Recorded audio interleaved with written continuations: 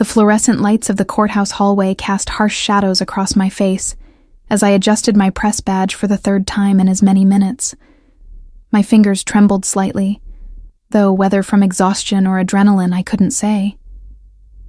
26 hours I'd been awake, surviving on black coffee and the kind of righteous fury that had fueled my journalism career for the past 5 years. But this wasn't just another corrupt politician or corporate scandal. This was Anthony Rossini, the ghost who operated in Manhattan's shadows, the man whose name made even hardened detectives lower their voices. I pressed my recorder closer to my chest, feeling its solid weight through my blazer. The device contained 3 months of investigation, countless interviews with witnesses too terrified to go on record, financial documents that had cost me a source's trust to obtain, everything I needed to finally expose the truth about the Rossini crime family's stranglehold on the city's port district. Ms. Hayes, you really shouldn't be here. Detective Marcus Chen appeared at my elbow, his weathered face creased with concern. He'd been one of my few allies in the NYPD, feeding me scraps of information when he could, though always with the caveat that his hands were tied by politics and fear.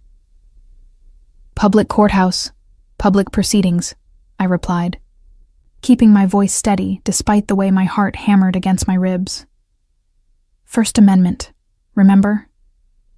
Rossini's lawyers are going to bury this case before lunch, Chen muttered, glancing toward the courtroom doors. And you've made yourself a very visible target. He doesn't forget faces, Violet, especially not ones that cost him money or reputation. I knew he was right. Every journalist in the city knew the stories, whispered over drinks at press bars. The reporter who'd gotten too close to the Rossini gambling operations and suddenly found himself accused of fabricating sources, his career destroyed. The photographer who'd captured compromising images and had his camera shop burned down.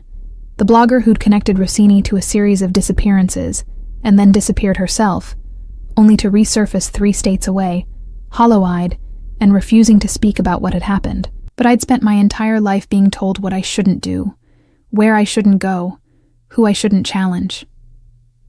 Growing up in South Boston with a single mother who cleaned houses for the wealthy families on Beacon Hill, I'd learned early that the world was divided between those who made the rules and those who suffered under them. My mother had taught me to bow my head and accept my place. I'd learned instead to look power in the eye and demand answers. "He's coming out," someone whispered, and the cluster of reporters and curious onlookers pressed closer to the courtroom doors. The doors swung open with a heavy, decisive thud that seemed to echo through the marble hallway. First came his lawyers, 3 men in suits that probably cost more than my annual salary, their expressions a mixture of smug satisfaction and barely concealed contempt for the press gathered like scavengers. Then his security detail, 4 men, whose eyes constantly scanned the crowd with the kind of professional vigilance that spoke of military training and absolute loyalty. And then Anthony Rossini himself stepped into the hallway, and the temperature seemed to drop 10 degrees. He was taller than I'd expected, probably 6'3", with the kind of presence that made everyone instinctively create space around him. His charcoal suit was perfectly tailored to emphasize broad shoulders and a lean, powerful frame. Dark hair swept back from a face that magazines would call classically handsome, all sharp angles and Mediterranean heritage, but it was his eyes that made my breath catch. Storm gray and utterly cold, they swept across the gathered crowd with the casual assessment of a predator deciding which prey might be worth his attention. Those eyes found me, and for a heartbeat, everything else fell away. The noise of the courthouse, the jostling reporters, the flash of cameras, all of it faded into background static. Something in his gaze sharpened, recognition or perhaps calculation, and I felt the weight of his attention like a physical touch. I'd been observed before, assessed by powerful men who saw me as either a threat or an inconvenience. But this was different. This was being seen by someone who understood exactly what I represented and had already begun planning how to neutralize me. "Mr. Rossini, can you comment on the judge's decision to dismiss the charges?" A reporter from the Times called out, breaking the spell. Rossini's attorney stepped forward with practiced smoothness. My client is pleased that justice has prevailed. These baseless accusations were nothing more than baseless. The word burst from my lips before I could stop it, sharp and accusatory in the marble corridor. Your client owns shell companies linked to 12 different money laundering operations. His name appears in documents connected to 3 murders. The only thing baseless here is the claim that he's innocent. The hallway went silent. Even the other reporters, used to aggressive questioning, took a collective step back. You didn't call out Anthony Rossini. Not directly. Not unless you were ready to face the consequences. Rossini raised a hand, silencing his attorney before the man could respond. His eyes never left mine as he spoke, his voice a low, dangerous rumble that somehow carried perfectly through the quiet space. And you are? He asked it mildly, as if genuinely curious, but there was steel beneath the velvet. Violet Hayes, investigative journalist. I forced myself to meet his gaze, to keep my voice steady. And I've been documenting your criminal enterprise for 3 months. Your lawyers may have gotten you off today, but the truth will come out. Something flickered across his face, too quick to identify. Amusement? Anger? Interest? His lips curved into what might have been a smile if smiles could hold edges sharp enough to cut. Ms. Hayes.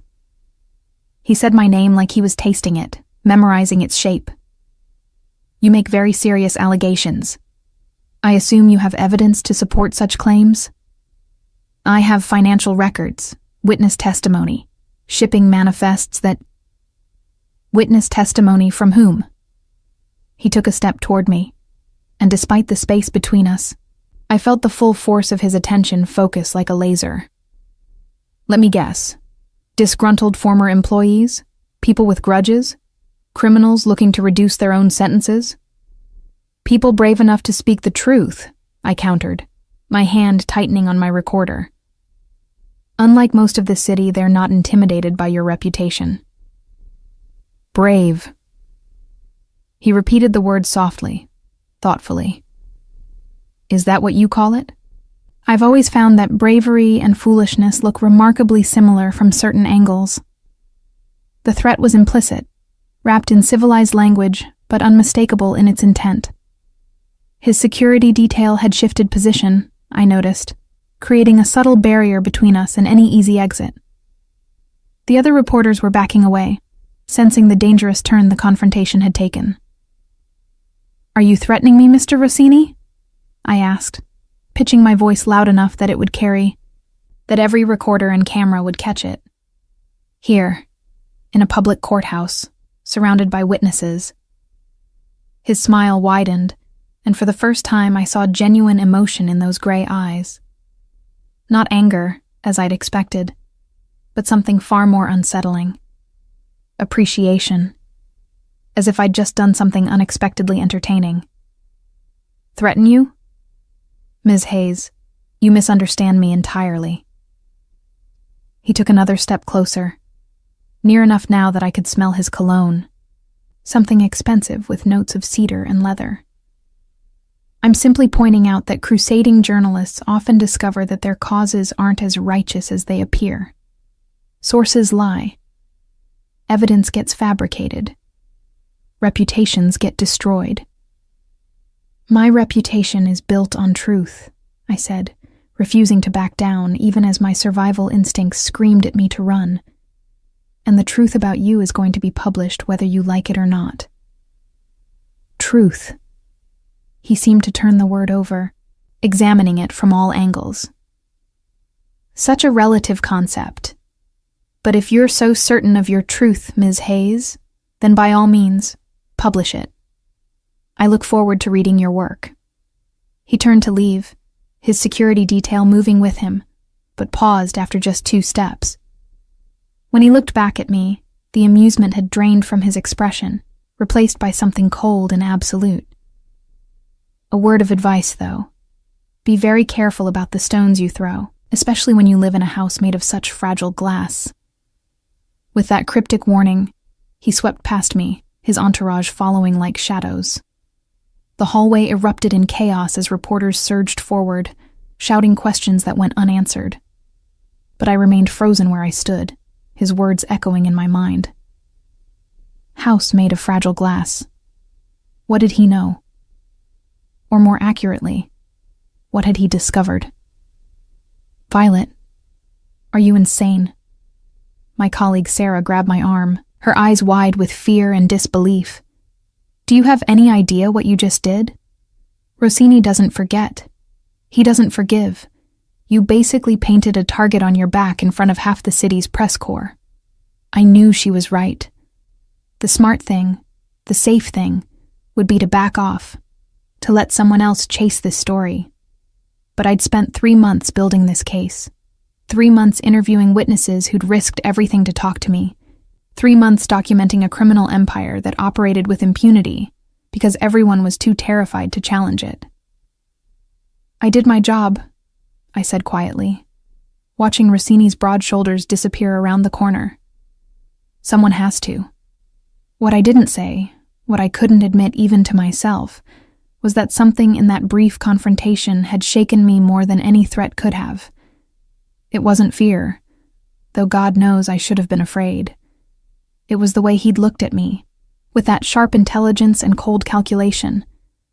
The way he'd recognized immediately that I wasn't going to back down, and instead of anger, he'd shown interest. Like I was a problem worth solving, or a challenge worth accepting. The subway ride back to my apartment in Brooklyn felt longer than usual. Every passenger a potential threat. Every lingering glance a reminder of how exposed I'd made myself. The confrontation with Rossini played on an endless loop in my mind, his words dissecting themselves into increasingly ominous interpretations. Be very careful about the stones you throw, especially when you live in a house made of such fragile glass. What did he know about me? I'd been careful, covering my tracks, using encrypted communications with my sources. But men like Anthony Rossini didn't make idle threats or speak in metaphors without purpose. Every word was calculated, designed to unsettle and intimidate. My phone buzzed insistently in my pocket. I pulled it out to find 17 missed calls, most from numbers I didn't recognize, and a string of text messages from Sarah. Call me, now. Violet, seriously, pick up. The office is going crazy. Mason wants to see you immediately. Richard Mason, my editor at the New York Tribune, was not going to be happy. He'd been cautious about the Rossini investigation from the beginning, warning me repeatedly about the risks of going after someone so connected, so powerful. My very public confrontation at the courthouse would have reached him within minutes. I emerged from the subway into the gray afternoon light of my neighborhood, a gentrifying area of Brooklyn, where old Italian bakeries sat uneasily next to artisanal coffee shops. My apartment was on the 3rd floor of a converted warehouse. Nothing fancy, but it was mine. Paid for by freelance work and the occasional big story. The street seemed quieter than usual. I noticed it immediately. That subtle wrongness that came from years of paying attention to details others missed. The bodega owner who usually sat outside his shop was absent. The group of teenagers who typically congregated on the corner had vanished. Even the ever-present background noise of traffic seemed muted. My hand found the pepper spray in my purse, fingers curling around its familiar shape as I approached my building. The front door, which required a key code, stood slightly ajar. The security camera above it had been spray-painted over, a fresh black coating still dripping down the brick. Every instinct screamed at me to run, to call the police, to do anything except walk through that door. But my laptop was upstairs, containing all my research, backed up files, encrypted communications with sources. If someone was inside, if Rossini's people had come for my evidence, I couldn't just let them take it. I pulled out my phone, fingers hovering over 911, ready to press if I heard anything suspicious. The stairwell was empty, the fluorescent lights buzzing overhead with their usual irregular flicker. Each step seemed to echo too loudly in the concrete space. My apartment door was closed, but not locked. I knew because the deadbolt I always engaged was turned to the open position, visible even from the hallway. Someone had been inside. Someone might still be inside. This time I did call 911, keeping my voice low as I reported a break-in, gave my address, and then did something monumentally stupid. I pushed the door open. The apartment looked exactly as I'd left it that morning. My coffee mug still sat on the kitchen counter, half full, and certainly cold by now.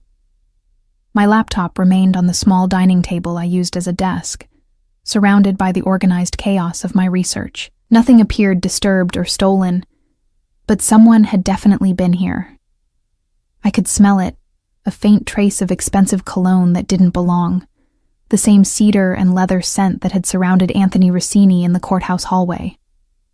My hands shook as I checked my laptop, booting it up to see if anything had been accessed or deleted. While it loaded, I moved through the apartment with growing dread, checking closets and under the bed like a child afraid of monsters. Except the monsters I feared were very real and had already demonstrated their ability to penetrate my sanctuary. The laptop screen illuminated, asking for my password. I typed it in with trembling fingers, pulling up my encrypted files. Everything seemed intact, all my documents present and unaltered. But that almost made it worse.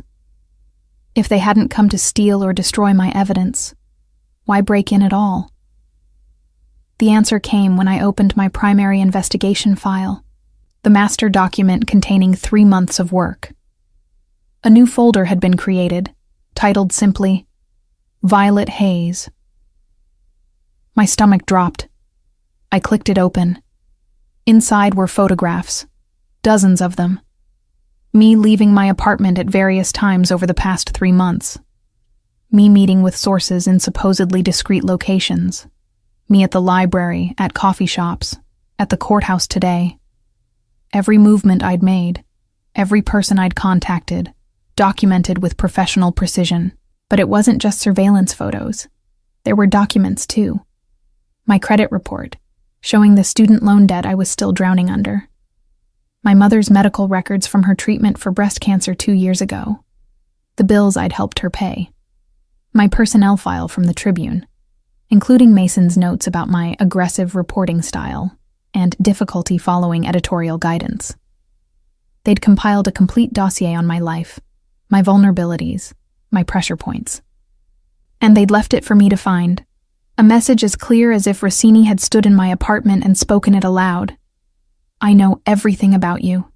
You have no secrets from me. You have no safety. The knock on my door made me jump, nearly dropping the laptop. NYPD, responding to a 911 call, a male voice announced. I stumbled to the door, checking through the peephole to verify the uniforms before opening it.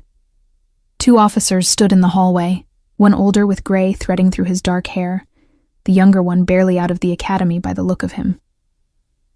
Ms. Hayes, you reported a break-in? The older officer asked, his eyes already scanning past me into the apartment. I explained about the open front door, the unlocked apartment, the feeling that someone had been inside. I didn't mention the files on my computer or who I suspected was responsible. Some things the police couldn't help with, especially when half the department was rumored to be on Rossini's payroll.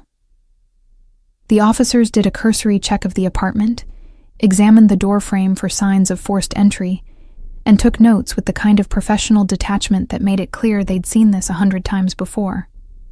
Nothing had been stolen, nothing visibly damaged. They'd file a report, they said. Someone from the detective unit might follow up. We all knew no one would. After they left, I sat on my couch with my laptop, staring at the folder that shouldn't exist. I should delete it, I knew. Pretend I'd never seen it, never understood how thoroughly I'd been watched and cataloged. But my fingers wouldn't cooperate, instead clicking through file after file, each one a fresh violation. There was a video file at the bottom of the folder. Against every instinct of self-preservation, I clicked it. The video was shot from inside a car. The camera focused on a modest house in a suburban neighborhood I recognized immediately. My mother's home in Connecticut, where she'd moved after my father's death to be closer to her sister. The footage was recent, from this morning judging by the date stamp in the corner. My mother appeared in the frame, stepping out her front door with her gardening basket, her movement still slightly stiff from the lingering effects of her cancer treatment. She looked healthy, happy, completely unaware of the lens watching her every move. The video ended after 30 seconds, but the message was devastating in its clarity. I could write my story, publish my investigation, expose whatever truths I'd uncovered about Anthony Rossini. But he could reach my mother. He could reach anyone I cared about. And he wanted me to know it. My phone rang, an unknown number. I almost didn't answer, but something made me pick up, press the device to my ear with a hand that had gone numb. Ms. Hayes. That voice, smooth and dangerous, filled my ear like poisoned honey. I trust you found my gift. You broke into my home, I said, forcing the words past the tightness in my throat. That's a crime, is it? He sounded genuinely curious, as if we were discussing philosophy rather than felony breaking and entering. I have no idea what you're talking about. I've been in meetings all afternoon. At least a dozen witnesses can confirm it. Of course he had an alibi. Men like Rossini always did. What do you want? I asked, abandoning any pretense. Want? I want you to understand the reality of your situation, Violet. May I call you Violet? Ms. Hayes seems so formal for people who've shared such an intimate moment. The way he said my name made my skin crawl. Or perhaps it was something else. Some treacherous part of me that responded to the dark seduction in his voice. I crushed that thought immediately. You've been playing at journalism, thinking you can expose the big bad criminal without consequences, he continued, his tone shifting to something harder. But you're not untouchable, Violet. Your mother certainly isn't. Nor is that college friend of yours, Emily Chen, the one you have lunch with every Tuesday. Or your editor, Mason, who has a teenage daughter with a very expensive drug problem he thinks no one knows about. Each name landed like a physical blow. He'd mapped my entire life, identified everyone who mattered to me, cataloged them like potential hostages. You're threatening innocent people, I said, hating how my voice shook. People who have nothing to do with your crimes. I'm not threatening anyone, he replied smoothly. I'm simply pointing out how interconnected our lives are. How one person's crusade can have ripple effects they never anticipated. Your story gets published. Certain people might become very interested in, say, how your mother paid for her cancer treatment when her insurance had lapsed. Or they might wonder about those student loans of yours, the ones you've been struggling with for years. So many vulnerabilities, Violet. So much fragile glass. Are you trying to buy me off? I asked, anger finally cutting through fear. Because I'm not for sale. His laugh was low and rich, genuinely amused. Buy you? No, Violet. I don't need to buy you. I simply need you to understand that you're playing a game with rules you don't comprehend and stakes you can't afford. Then why not just kill me? The words came out harder than intended, but I was beyond caring. Isn't that what men like you do? Eliminate problems? The silence that followed stretched so long I thought he'd hung up. When he finally spoke, his voice had changed, dropped to something dangerously soft. Men like me, he repeated. You have no idea what kind of man I am, Violet, but you're about to learn. Before I could respond, the line went dead. I sat in my apartment as darkness fell outside, the laptop screen casting its glow across my face, the files of my violated privacy still open before me. I should call someone, should reach out to Sarah or Mason or Detective Chen. But what would I say? That I'd confronted a mob boss and now he was threatening me? They'd tell me to drop the story, to protect myself, to let someone else chase this particular dragon. The smart thing would be to walk away. Rossini had shown me the depth of his reach, the vulnerability of everyone I cared about. Publishing my investigation would put them all at risk for a story that might not even stick. His lawyers had already gotten him off once. What made me think a newspaper article would accomplish what prosecutors couldn't? But walking away meant letting him win. It meant accepting that people like Rossini could operate with impunity, that power and fear trumped truth and justice. It meant becoming another journalist who'd been silenced, another voice that had chosen safety over conviction.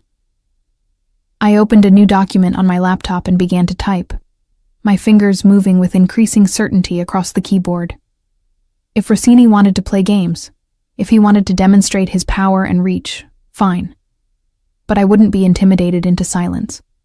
I'd just be smarter about it. The article I wrote that night wasn't the exposé I'd originally planned. Instead, I crafted something more subtle, more strategic. I detailed the courthouse confrontation, portrayed Rossini as a man so powerful that he could make criminal charges disappear, included quotes from anonymous sources about the climate of fear that surrounded his name. I didn't make direct accusations I couldn't prove. I simply painted a picture and let readers draw their own conclusions. It was past midnight when I finally sent the draft to Mason with a note. Ready to publish. This is the story that needs to be told. His response came within minutes despite the late hour. My office, 9 a.m. Don't be late. I knew what that meeting would bring. Pushback, caution, probably an outright refusal to run the story. But I'd made my choice in that courthouse hallway, when I'd looked into Anthony Rossini's cold gray eyes and refused to look away.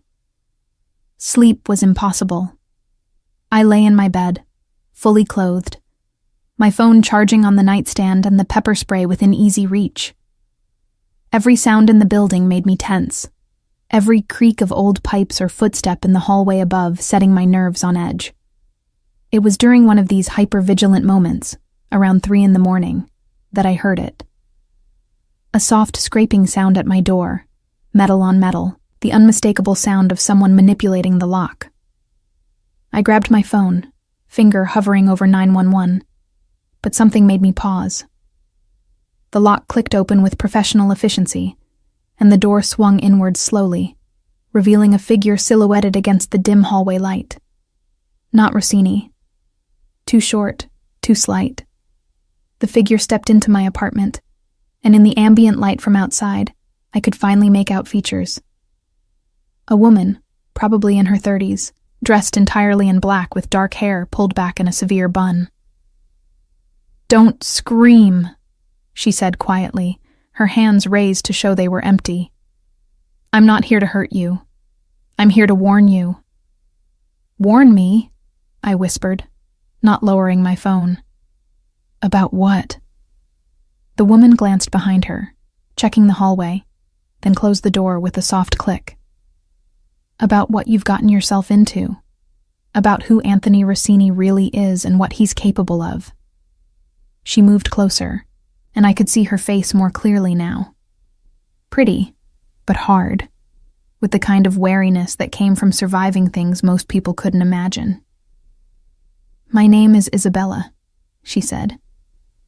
"And 3 years ago, I made the same mistake you're making now. I thought I could expose him, thought I could bring him down."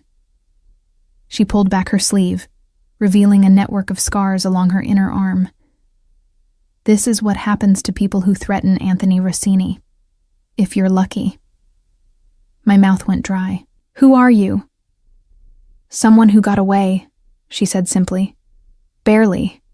And someone who's watched him destroy a dozen others who weren't as fortunate." She moved to my window, peering out at the street below. "He's not just watching you, Violet. He's hunting you. And when he decides the game has gone on long enough, he'll strike. You won't see it coming, and by the time you understand what's happening, it'll be too late." "Why are you telling me this?" I asked. "Why risk coming here if he's so dangerous?" Isabella turned from the window, and in the dim light, I could see the haunted look in her eyes. "Because I can't save everyone he destroys. But maybe I can save you. Drop the story, leave the city, change your name, do whatever it takes to get off his radar." "I can't just—" "You can," she interrupted fiercely. "And you must. You think you're brave? You're not. You're naive. Rossini doesn't just threaten people, Violet. He breaks them. He finds what they love most and destroys it in front of them. He makes them watch while everything they care about crumbles, and then, when they have nothing left, that's when he decides whether they live or die. The conviction in her voice, the raw terror barely suppressed, made my blood run cold. This wasn't the abstract fear of a powerful criminal. This was the specific, visceral knowledge of what Anthony Rossini was capable of when someone pushed too far. "What did he do to you?" I asked softly. Isabella's expression shuddered, walls slamming down behind her eyes. "Things I'll never speak about, not even to save you." She moved toward the door, pausing with her hand on the knob. "I've done what I can. The rest is up to you. But understand this. Anthony Rossini always wins. Always. The only question is how much you'll lose before you accept it." Then she was gone, slipping out into the hallway as silently as she'd arrived, leaving me alone with my laptop, my investigation, and the growing certainty that I'd stepped into something far more dangerous than I'd ever imagined. The morning sun streaming through Mason's office window felt accusatory, illuminating the deep circles under my eyes and the coffee-stained blouse I'd thrown on in my haste to make the 9 o'clock meeting. I'd managed maybe 2 hours of fitful sleep after Isabella's midnight visit, my mind churning through everything she'd said, everything Rossini had implied, every possible path forward that didn't end in disaster. Mason sat behind his desk, my article pulled up on his computer screen, his expression grave. He was in his mid-50s, a veteran of the newspaper industry who'd survived 3 rounds of layoffs and the slow death of print journalism through sheer stubborn competence.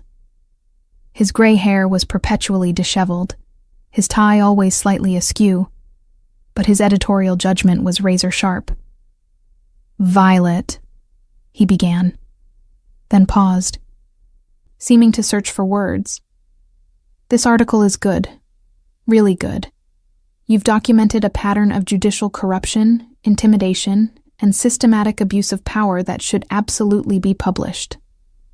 I felt a flicker of hope, quickly extinguished by his next words. "But it won't be. Not by this paper. Not with my signature on it. Mason, please. Do you have any idea what happened after your little courthouse performance yesterday?" He turned his monitor toward me, pulling up a series of emails. 3 major advertisers called to express concerns about our editorial direction. The publisher received a visit from someone representing the Rossi Family Foundation, suggesting that our ongoing partnership might need to be reevaluated, and I got a phone call from a very polite lawyer explaining how defamation lawsuits work. "Everything in that article is true," I protested. "Verifiable fact. There's no defamation." "Truth is a defense in court," Mason agreed. "But court costs money. Money this paper doesn't have, not for a protracted legal battle against someone with Rossini's resources. And that's assuming we even make it to court before other pressures shut us down." I slumped in my chair, feeling the walls closing in. "So that's it? We just let him win?" Mason's expression softened slightly. "Violet, I've been in this business 30 years. I've seen good journalists destroy their lives chasing stories that weren't worth the price. Rossini isn't just another corrupt businessman. He's something else. Something more dangerous.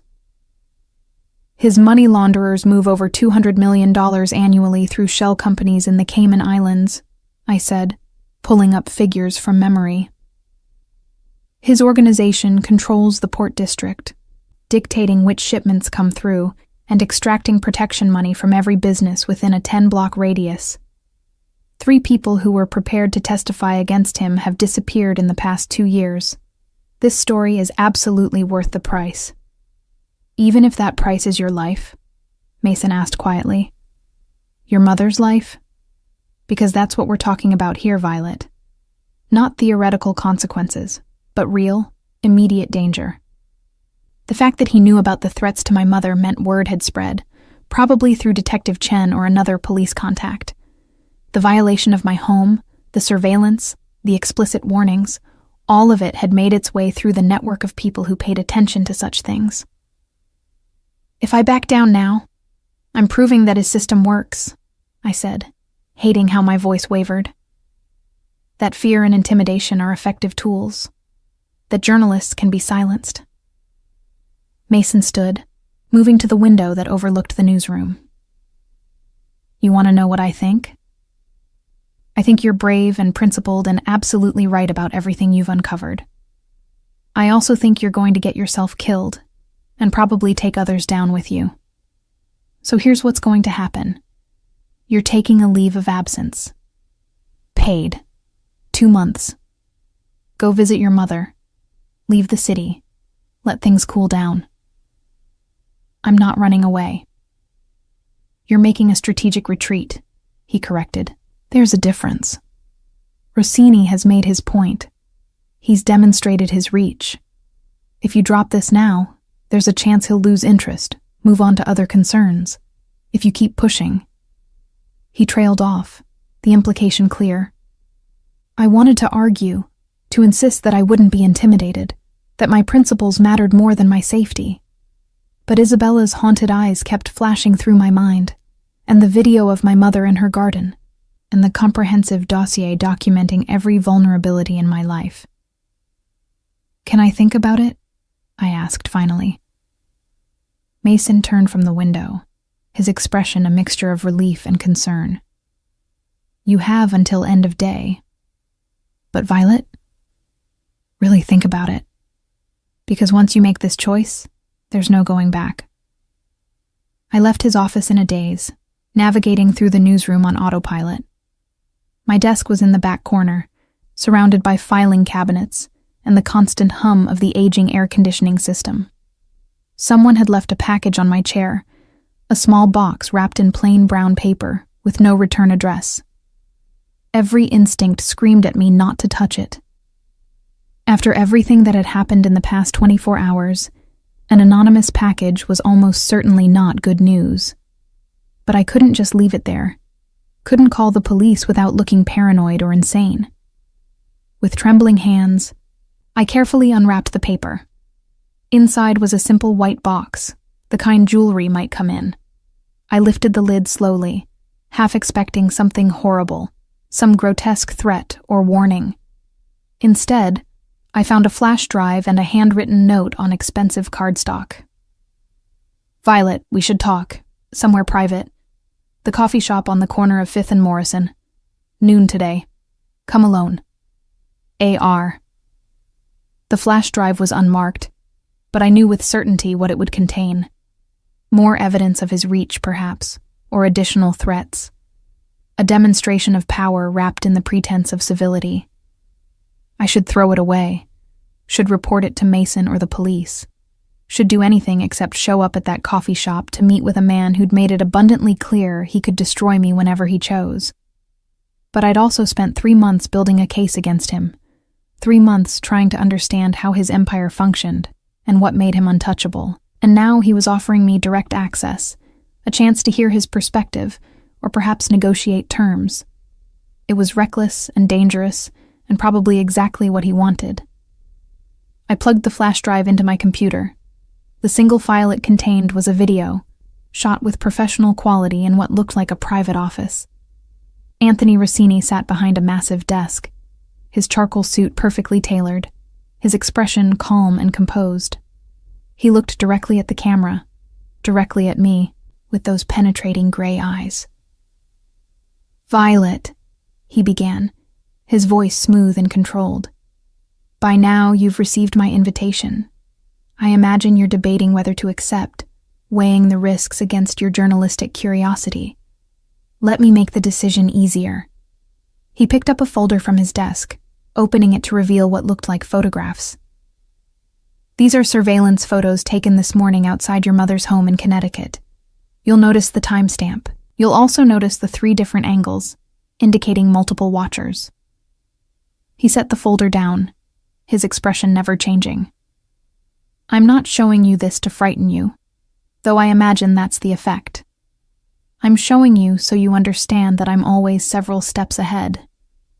My hands clenched into fists, nails digging into my palms. But I'm also showing you this as a gesture of good faith, he continued. I could have had those men knock on your mother's door. Could have sent her a message that would have brought you running back to Connecticut, abandoning your crusade. I didn't. Because despite what you think of me, I'm not interested in terrorizing elderly women with cancer histories.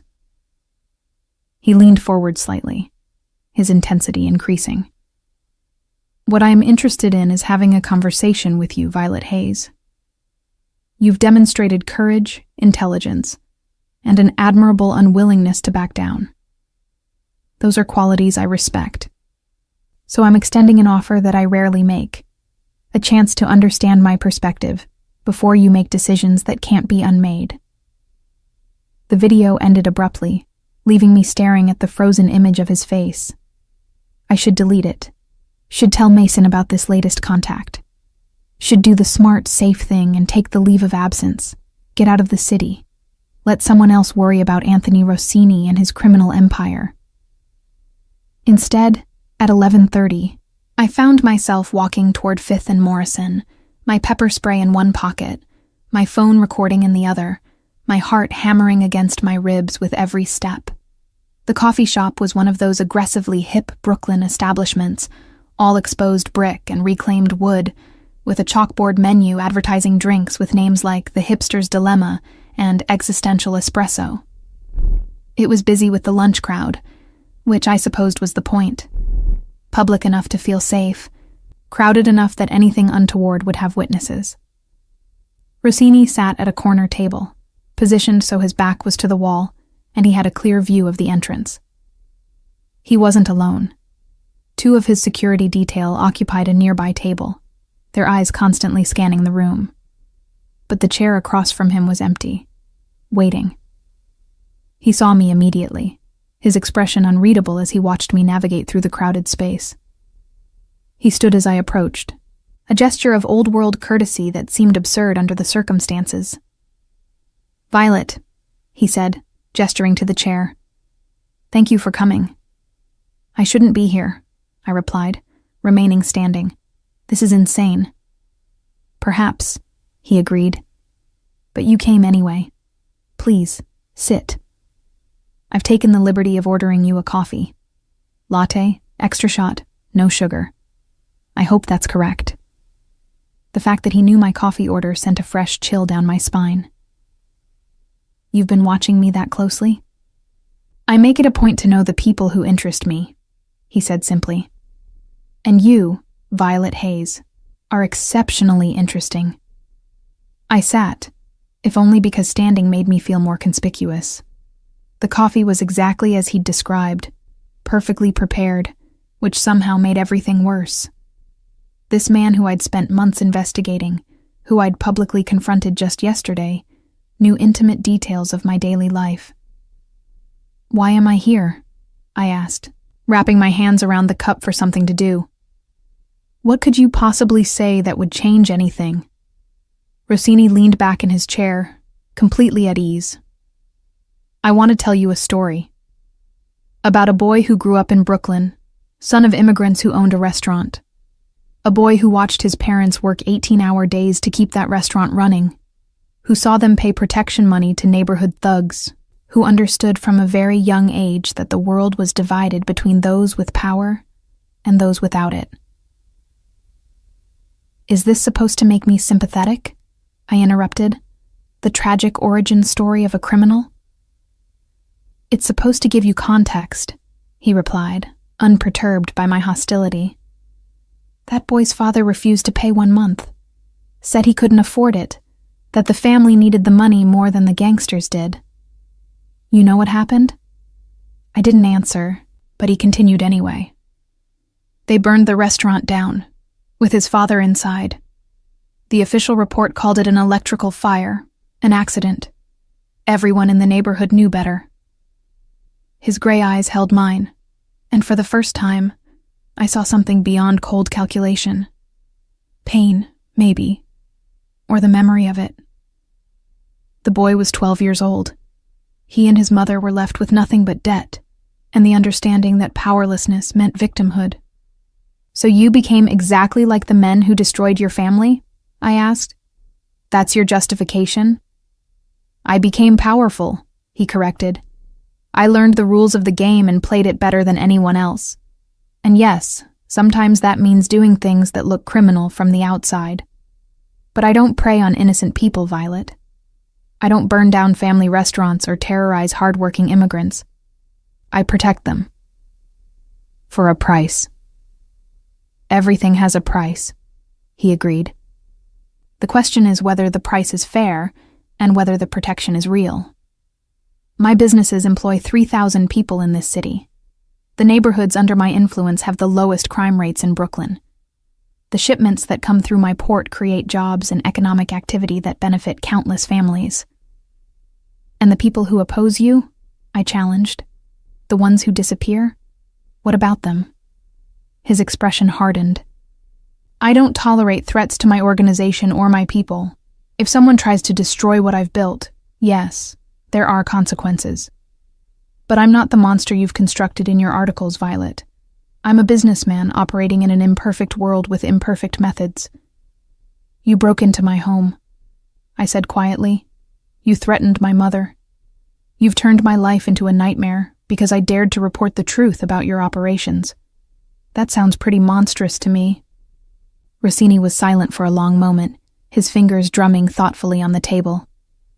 "The files in your apartment, the surveillance photos, even the visit to your mother's house. All of that was a demonstration. A message to help you understand the reality of your situation. A threat. A warning," he corrected. "There's a difference. A threat implies intent to harm. A warning implies a desire to prevent harm."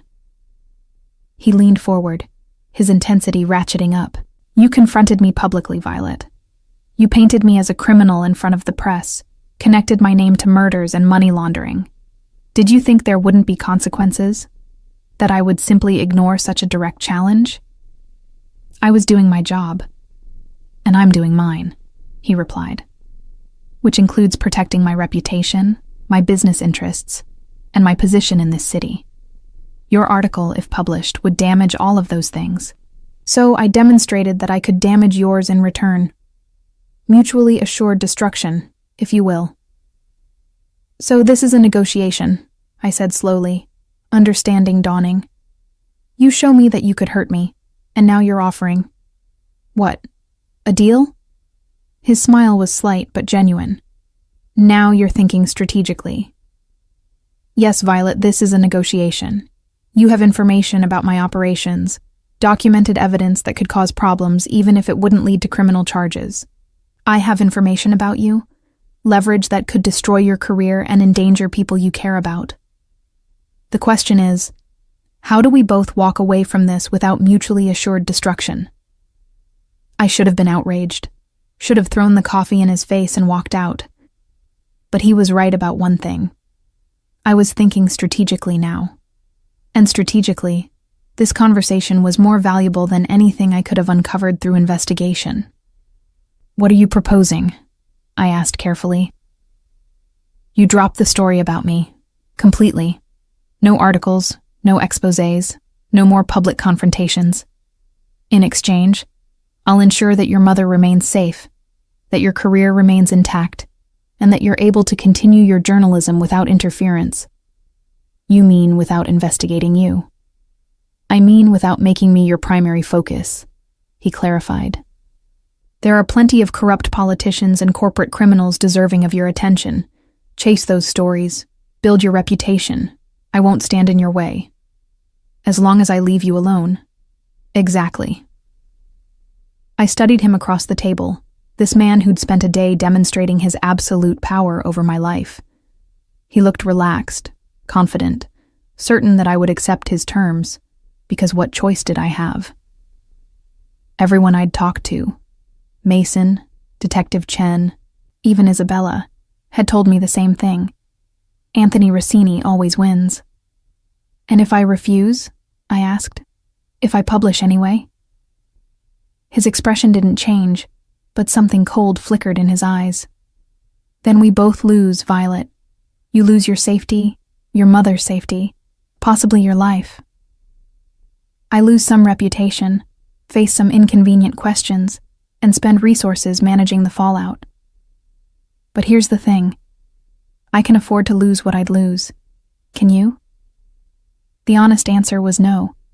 I couldn't afford to risk my mother's safety for a story, no matter how important. I couldn't put my friends and colleagues in danger because of my principles. The smart choice, the only choice really, was to accept his terms and walk away. But something in me rebelled against that calculation. Something that remembered why I'd become a journalist in the first place. To speak truth to power, to give voice to those who couldn't defend themselves, to refuse to be intimidated by people who thought their wealth and influence put them above consequences. I need time to think, I said finally. Rossini nodded, as if he'd expected this response. Of course. But Violet, don't take too long. My patience, while considerable, is not infinite. And there are others in my organization who are less diplomatic than I am. I've kept them at bay so far because I find you intriguing. But if you continue to be a threat, even I won't be able to protect you from certain consequences. He stood, buttoning his suit jacket with practiced ease. I'll be in touch in 3 days. That should give you sufficient time to make the rational choice. He walked away without waiting for a response, his security detail falling in behind him. I remained at the table, my untouched latte growing cold, my mind racing through impossible calculations. The rational choice. He'd said it with such certainty, as if there could be no doubt about what rationality demanded. Drop the story, protect the people I loved, survive to fight another day on safer ground. But rationality had never been my strongest trait. If it had been, I would have chosen a safer career, would have avoided confronting powerful men in public courthouses, would have backed down the moment Rossini's cold eyes had fixed on mine. My phone buzzed. A text from an unknown number. Check your email. I opened my email app with trembling fingers. The new message had no subject line, no sender name, just an attachment. I downloaded it, my heart sinking as I recognized what it was. Financial records. Not mine, but Rossini's. Real ones. Not the cleaned-up versions his lawyers would present. Money transfers, shell company formations, names of officials on his payroll. Everything I'd been trying to uncover for 3 months, delivered directly to my inbox. A second text arrived. A gift. Use it wisely, or don't use it at all. Your choice. But choose knowing what's at stake. AR. I sat in that coffee shop for another hour, staring at the files on my phone, understanding finally what Isabella had meant when she said Anthony Rossini always wins. Because even when he gave you options, even when he pretended to offer freedom, the choice itself was an illusion. Use the information and prove him right about the consequences. Don't use it and prove him right about intimidation working. Either way, he won. The next 72 hours passed in a haze of sleepless nights and impossible decisions. I'd copied the financial records Rossini had sent to 3 separate encrypted drives, studied every transaction until the numbers blurred together, and mapped out connections that would make any prosecutor salivate. It was everything I needed to expose not just Rossini's operation, but the entire corrupt ecosystem that enabled it. It was also a death sentence if I used it. I'd stopped going to the office, telling Mason I was considering his offer of leave. My apartment felt like a cage, every shadow a potential threat, every unexpected sound making me jump. I'd installed a chain lock on my door and started sleeping with a kitchen knife under my pillow, as if such pathetic measures could protect me from someone with Rossini's resources. My mother called twice, cheerful and oblivious, talking about her garden and the church social she was planning. I couldn't bring myself to tell her about the surveillance, about the danger I'd put her in simply by being her daughter. What would I even say? That she needed to leave her home, abandon the life she'd rebuilt after my father's death, because I'd decided to go to war with a man who controlled half of Brooklyn. On the second night, I dreamed about my father. He'd been a union organizer, one of the good ones who actually fought for workers rather than selling them out to management. I was 8 when he died, in what the police called a mugging gone wrong, though everyone whispered about the timing, how it happened just days after he'd threatened to expose safety violations at a construction site owned by connected people.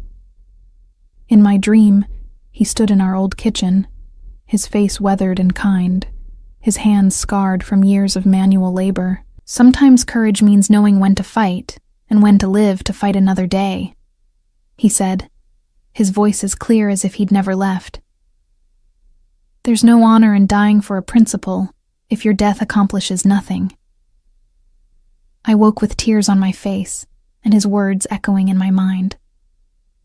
On the morning of the third day, my phone rang. Unknown number, but I knew who it would be before I answered. Violet. Rossini's voice filled my ear, smooth and inexorable. Time's up. Have you made your decision? I want to meet, I said, surprised by how steady my voice sounded.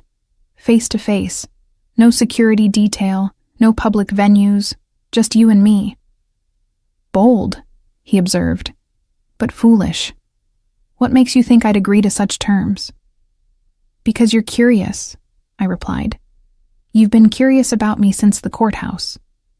You could have simply eliminated the threat I represent, but instead you're negotiating. That means you want something beyond my silence. The pause that followed stretched long enough that I wondered if I'd miscalculated, if my psychology was completely wrong. Then he laughed, a genuine sound that seemed to surprise even him. You're perceptive. All right, Violet. Tonight, 8 o'clock. I'll send you the address. Come alone, and I promise the same. The address arrived an hour later, a warehouse in Red Hook, the kind of location that should have sent every self-preservation instinct into overdrive. I told Sarah where I was going in a sealed envelope, with instructions to open it only if I didn't return by midnight. It was a pathetic safety measure, but it was something. I spent the afternoon preparing, not physically, but mentally. I'd made my decision somewhere in those sleepless 72 hours, though I couldn't pinpoint the exact moment. The financial records would stay hidden, my story would remain unpublished, and I would accept Rossini's terms. But I needed him to understand why, needed to make sure he knew this wasn't surrender born of fear alone. The warehouse district was desolate at dusk, industrial buildings casting long shadows across cracked pavement. Rossini's specified location was a converted loft space in a building that had been partially renovated, probably another one of his real estate investments. The ground floor entrance was unlocked, and a single elevator stood open, waiting. I stepped inside, my heart hammering as the doors closed. The elevator rose slowly, old machinery groaning, until it opened directly into a massive loft space. Floor-to-ceiling windows overlooked the harbor, the Manhattan skyline glittering in the gathering darkness beyond. The space was furnished with careful restraint. Leather sofas, modern art on exposed brick walls, a bar area with bottles that probably cost more than my monthly rent. It looked like a showroom for expensive taste, beautiful and utterly impersonal. Rossini stood by the windows, his back to me, hands in his pockets as he gazed out at the view. He wore dark slacks and a charcoal sweater instead of his usual suit, the casual attire somehow making him seem more dangerous, rather than less. Without the armor of formal clothing, I could see the powerful build beneath, the coiled strength in his shoulders and back. Beautiful, isn't it? He said without turning. This view. I bought this building 5 years ago when the neighborhood was still industrial wasteland. Now it's worth triple what I paid. Location, timing, vision, that's all real estate really is. Is that why we're here? I asked, moving into the space but maintaining distance. For a real estate lesson? He turned finally, and even from across the room, the intensity of his focus was palpable. We're here because I wanted you to see something that matters to me. Not my office where I conduct business. Not a public place where we both perform for invisible audiences. Here. Something real. Why? Because you're about to make a choice that will define the rest of your life, he said simply. And I want you to understand what you're choosing. He moved to the bar, pouring amber liquid into 2 crystal glasses. 30-year-old Scotch, he explained, carrying one over to me. My father saved for 2 years to buy a bottle for my 18th birthday. We shared it the night I told him I was going to law school, that I was going to be legitimate, make something of the name he'd given me. I accepted the glass, but didn't drink. You went to law school? Columbia, top of my class. There was no pride in the statement, just fact. I was going to be a prosecutor, fight corruption from the inside. That was the plan. His smile was bitter. Then my father had a heart attack during my 2nd year. The restaurant was failing. We had no insurance. And suddenly I was drowning in medical bills and debt. So you turned to crime, I concluded. I turned to solutions, he corrected. A family friend offered me work, private security for people in the neighborhood who couldn't rely on police protection. One thing led to another, and suddenly I was making more in a month than my father had made in a year. I told myself it was temporary, just until the debts were paid. But it never is, I said softly.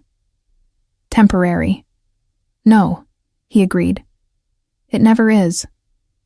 I discovered I was good at it. The organization, the strategy, the ruthlessness required to survive in that world.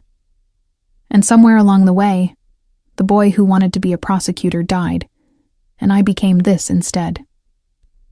He gestured around the loft at the expensive furnishings and $1,000,000 view. This is what I built from that choice. Power, wealth, influence. The ability to protect people who can't protect themselves, even if my methods aren't sanctioned by law. And the people you've hurt? I challenged. The ones who've disappeared? What about them? His expression hardened. In my world, people make choices.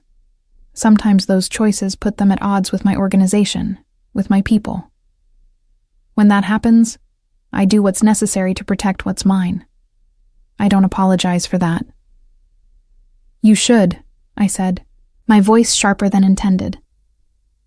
You should apologize to their families, to everyone whose lives you've destroyed for your empire. Is that what you do, Violet? He moved closer, his presence overwhelming in the confined space. If you were in my position, if you had the power to shape outcomes, to decide who wins and who loses, would you really be so different? Yes, I said immediately. I would never. You're already doing it, he interrupted. Right now. You have information that could damage me, possibly destroy years of work. You have the power to make that choice. And you're choosing not to use it, not because you've suddenly decided I'm innocent, but because you're calculating costs and benefits. You're choosing to protect people you love over abstract principles. How is that different from what I do? The comparison was false, manipulative, but it still hit something uncomfortably close to truth. I was making calculations, weighing lives against ideals. The fact that my choice was defensive rather than offensive didn't change the fundamental math. I came here to tell you I accept your terms, I said quietly. I'll drop the story. I won't investigate you further.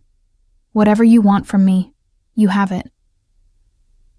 I expected triumph, satisfaction, the victorious smile of someone who'd won. Instead, Rossini's expression became almost sad. That's not enough, he said. I stared at him. What? Your silence isn't enough, Violet. Because silence is passive. It's negative space. I need something more from you. You want me to work for you? I guessed, horror dawning. That's what this is about. You want to turn me, make me another one of your assets. I want you to understand me, he corrected. Not as the monster in your articles, but as a person operating in an imperfect world. I want you to see what I see, understand the choices I make and why I make them. Why? I demanded. Why does my understanding matter to you? He was close now, close enough that I could smell his cologne, see the flecks of darker gray in his eyes. Because for the first time in a very long time, someone has looked at me and seen me as human, rather than as a force of nature or a symbol of corruption. You confronted me as a person, held me accountable as an individual. Do you have any idea how rare that is? So this is about ego? I asked. About being recognized? It's about being known, he said, his voice dropping to something almost vulnerable. Truly known, not feared or respected or hated, but actually understood. You spent 3 months investigating me, Violet. 3 months trying to understand how I operate, what makes me tick. You got closer than anyone else ever has. And you want me to finish the job, I concluded. Not as an investigative journalist, but as... what? Your biographer? Your confessor? As someone who might see beyond the empire to the man who built it, he said. Someone intelligent enough to understand the complexity, honest enough to acknowledge uncomfortable truths. His hand came up, fingers brushing my cheek with startling gentleness. Someone who interests me in ways that have nothing to do with business or threats or power games. I should have pulled away. Should have maintained professional distance, remembered who he was and what he'd done. But something in his touch, in the raw honesty of his admission, kept me frozen in place. I'm not going to fall in love with you, I said, the words emerging more defensively than I'd intended. If that's what you're expecting, some twisted Stockholm syndrome where I forget everything you've done. I'm not asking for love, he interrupted. I'm asking for time. A chance to show you the full picture, not just the criminal empire you've been documenting. 6 months. That's all. 6 months of what, exactly? Of access, he said. You shadow me. See how I operate, meet the people who depend on me, understand the decisions I make and why. Document everything if you want. Keep your journalistic integrity. At the end of 6 months, you make a choice. Publish what you've learned or don't. Either way, you'll understand me completely. It was insane. Reckless. Probably exactly what he wanted me to think before he maneuvered me into some position where I had no leverage left at all.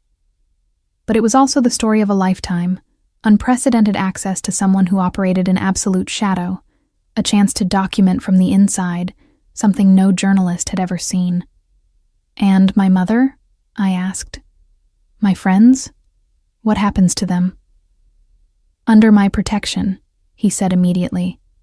Genuine protection, Violet. Not threats disguised as offers. I'll assign security to your mother's house, discreet enough she won't notice. Your friends remain off limits to my organization. You have my word. Your word, I repeated skeptically. The word of a man who breaks into homes and threatens innocent people. The word of a man who has never broken a promise in 20 years, he countered. Ask anyone in my organization. My word is absolute. It has to be in my world, because reputation and trust are the only real currencies we trade in. I walked away from him, needing space to think clearly. My reflection in the floor-to-ceiling windows showed a woman who looked exhausted, frightened, but also something else. Intrigued, perhaps, or conflicted in ways that went beyond simple fear. 6 months embedded in a criminal organization. 6 months documenting Anthony Rossini's world from the inside. It was either the most dangerous mistake I could make, or the most important story of my career. What if I learn things that I can't ethically keep silent about? I asked. What if I witness crimes in progress? Then you document them, he said. I won't censor your observations or limit your access. But I will ask that you hold publication until the 6 months are complete. Give yourself time to see the full context before making judgments. That could make me complicit, I protested. an accessory after the fact. It could, he agreed. Or it could make you the most informed journalist in the city, someone who actually understands the systems she reports on, rather than making assumptions from outside. He paused. But yes, there are risks. Legal, ethical, personal. I'm not pretending otherwise. I turned back to face him, studying this man who'd turned my life upside down in less than a week. He looked relaxed, confident, but I'd learned to read the subtle signs of tension in his shoulders, the calculation constantly running behind those gray eyes. If I agree, I said slowly, there have to be ground rules. I maintain editorial independence. I'm not your PR agent or your mouthpiece. Whatever I ultimately write, you don't get approval or veto power. Agreed. I want the truth. Real numbers, real operations, real names, not sanitized versions designed to make you look better. Agreed, within reason. There are some operational details that could endanger my people if exposed. Those we'll negotiate on a case-by-case basis. And you don't touch my mother or anyone else I care about. Ever. For any reason. His expression became deadly serious. You have my absolute word. Your mother, your friends, anyone you designate as off-limits remains untouchable by me and my organization. Violation of that promise would void our entire agreement. I should have demanded more, should have gotten it in writing, involved lawyers, protected myself more thoroughly. But something in his eyes when he gave that last promise made me believe him, made me think that perhaps his word really was worth something in whatever moral universe he inhabited. 6 months, I said finally. Starting tomorrow. And Rossini? If you're lying to me, if this is some elaborate trap, I will find a way to destroy you. I don't care what it costs me. His smile was slow and genuine. That's exactly why you interest me, Violet Hayes. You're willing to go to war even when you know you'll lose. That's not rationality. That's something more dangerous. What?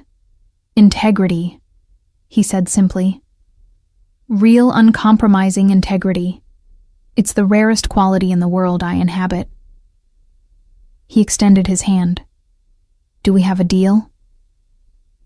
I looked at his outstretched hand for a long moment, understanding that shaking it would change everything, would transform me from outside observer to embedded participant, would cross a line that couldn't be uncrossed. My career, my principles, possibly my life, all of it balanced on this single choice. I thought of my father's dream, of him telling me to live to fight another day. I thought of Isabella's warning, of the scars on her arms and the terror in her eyes.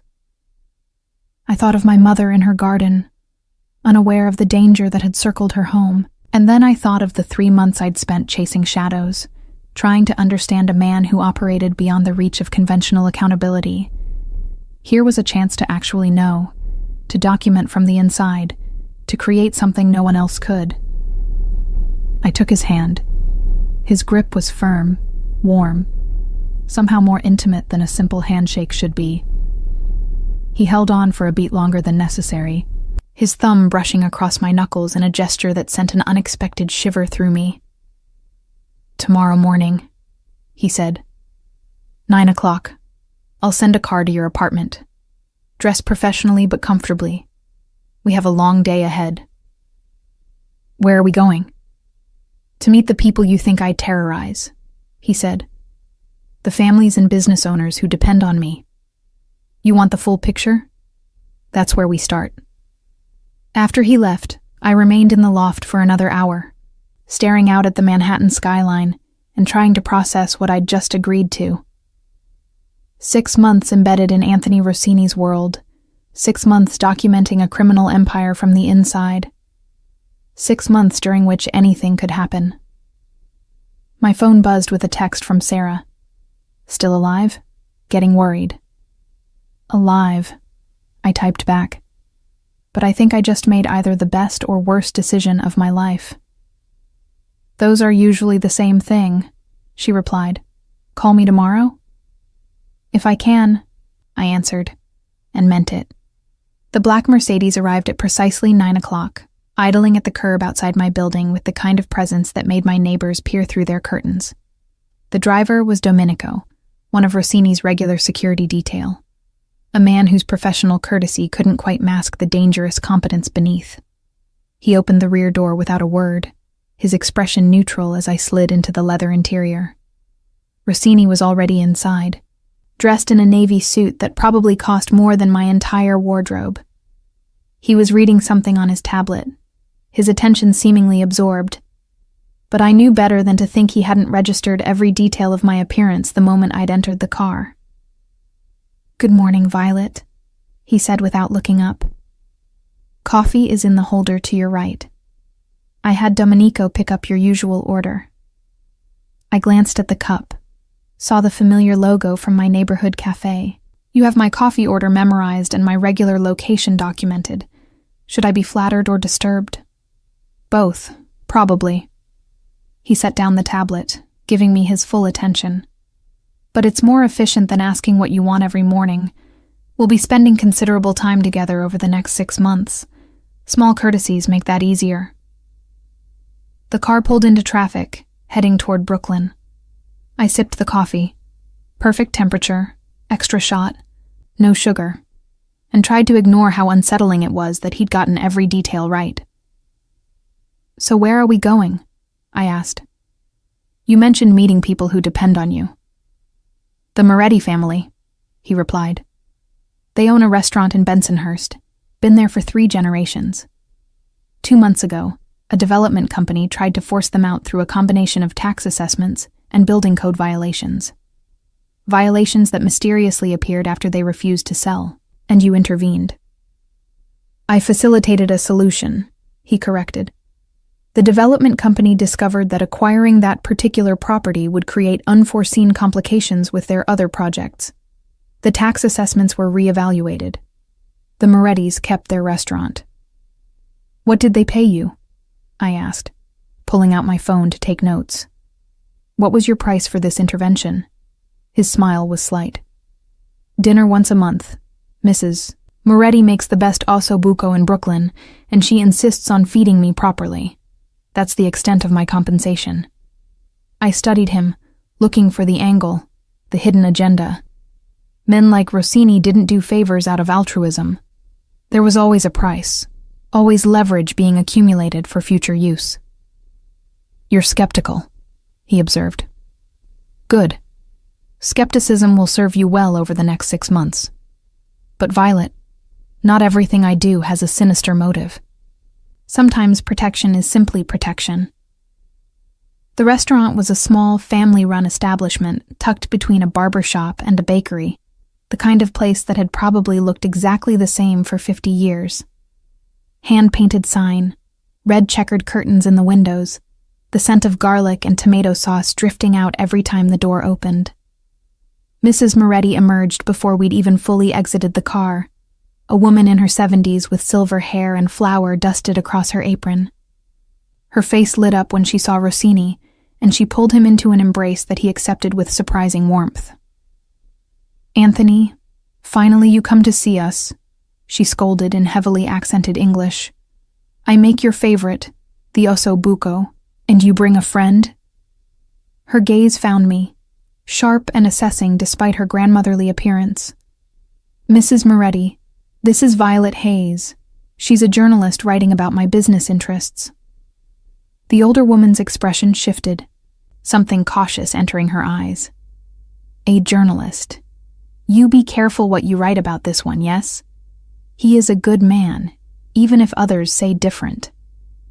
She ushered us inside, where her husband and 2 adult sons were preparing for the lunch rush. The interior was exactly what I'd expected. Family photographs covering every available wall space, mismatched tables with those same red checkered tablecloths, a Virgin Mary statue in the corner surrounded by votive candles. Over the next hour, I listened as the Morettis told their story. The development company's pressure tactics, the mounting bills they couldn't pay, the very real fear that they would lose everything their grandfather had built. And then Rossini's intervention, swift and decisive, that had made all their problems disappear. "But what did you do specifically?" I pressed, directing the question to Rossini. "How did you make a development company back off?" "I made them understand that acquiring this property would cost more than it was worth," he replied. "Sometimes that means applying financial pressure. Sometimes it means revealing information they'd prefer to keep private. In this case, I discovered that the development company was using falsified inspection reports, paying off city officials to target specific properties. I brought that information to the attention of people who cared about such irregularities. So you blackmailed them." "I provided evidence of criminal activity to appropriate authorities," he corrected. "The fact that this evidence encouraged them to pursue their interests elsewhere is simply a consequence of transparency." It was a semantic dodge, but I had to admit there was a certain logic to it. If the development company had been acting illegally, exposing that illegality wasn't the same as the protection rackets I'd been investigating. Unless, of course, Rossini had orchestrated the entire situation to create dependency.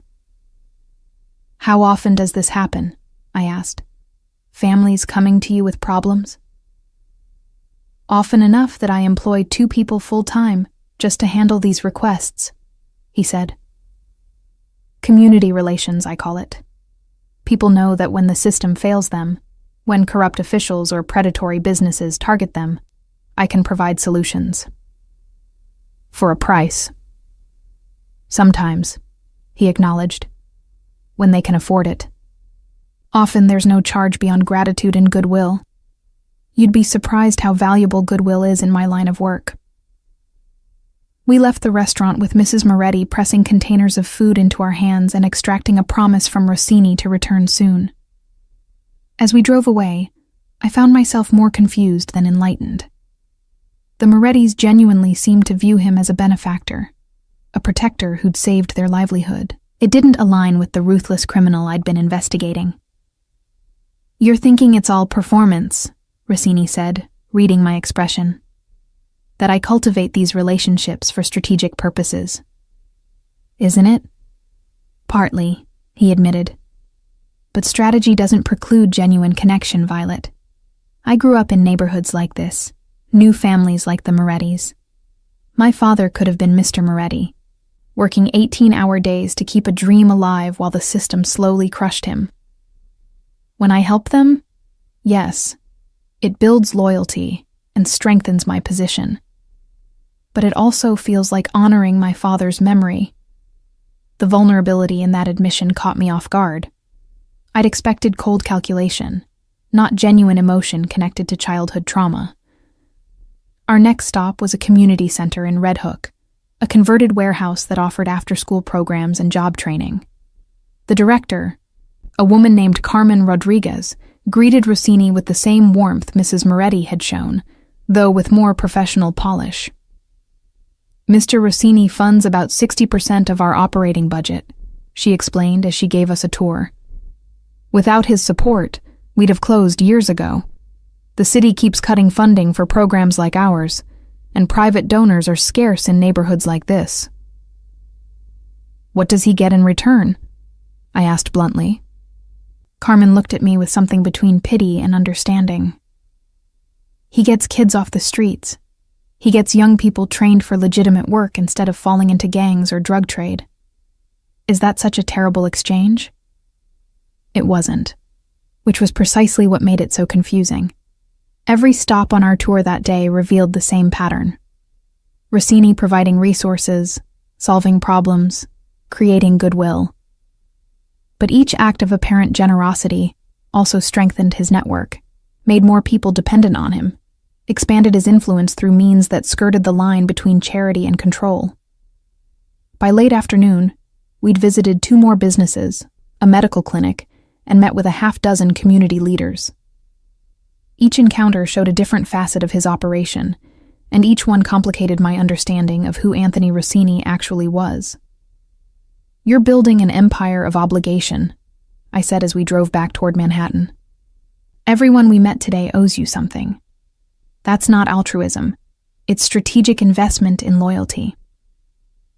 "Can't it be both?" he countered. Yes, I benefit from these relationships, but they benefit too. The Morettis kept their restaurant. The community center stays open. The medical clinic provides care to people who can't afford insurance. Everyone wins. Except the people who oppose you, I said. The ones who don't fit into your benevolent empire. What happens to them? His expression hardened. We'll get to that part of the tour eventually, but not today. Today was about showing you that I'm not simply a predator, that there's more complexity to what I do than your articles suggested. I never said there wasn't complexity, I protested, but complexity doesn't equal morality. You can do good things and still be fundamentally corrupt. Agreed, he said, surprising me, which is why I'm giving you 6 months instead of 6 hours. You need time to understand the full picture, to see how all these pieces fit together. The car pulled up outside a restaurant in Tribeca, one of those aggressively trendy places with exposed Edison bulbs and a waiting list measured in months. Rossini's hand found the small of my back as we exited, a gesture of casual possession that sent an unwelcome flutter through me.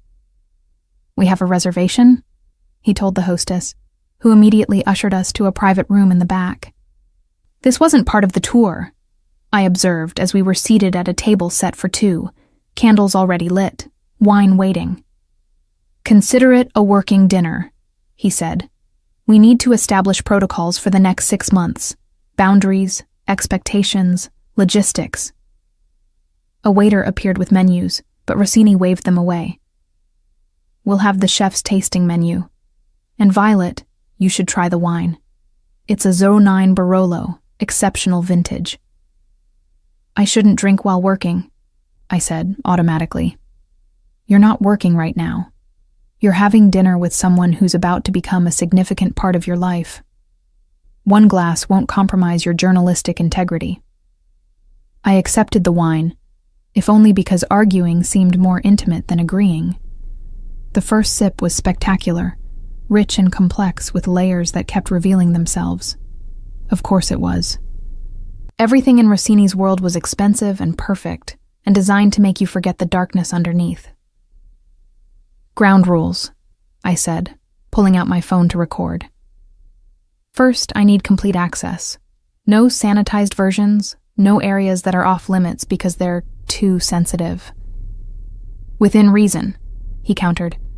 There are certain operations that could endanger lives if exposed. Those we'll discuss case by case. Second, I maintain editorial independence. Whatever I ultimately publish, you don't get to review or approve it. Agreed, with one caveat. You give me 24 hours notice before publication. Not for approval, but so I can prepare for any fallout. I considered this. It seemed reasonable, and 24 hours wouldn't give him time to stop publication even if he tried. Acceptable. Third, my mother and friends remain completely off limits. No surveillance, no contact, no exceptions. Already agreed, he said. That was part of our original deal. And fourth, I continued, we maintain professional boundaries. This isn't a relationship, Rossini. This is journalism. I'm documenting you, not dating you. Something flickered in his eyes, amusement or perhaps challenge. Anthony, he said, if we're going to spend 6 months together, you should use my first name. And Violet, I'm not confused about what this is, but I won't pretend there isn't attraction between us. There isn't, I said quickly. Too quickly.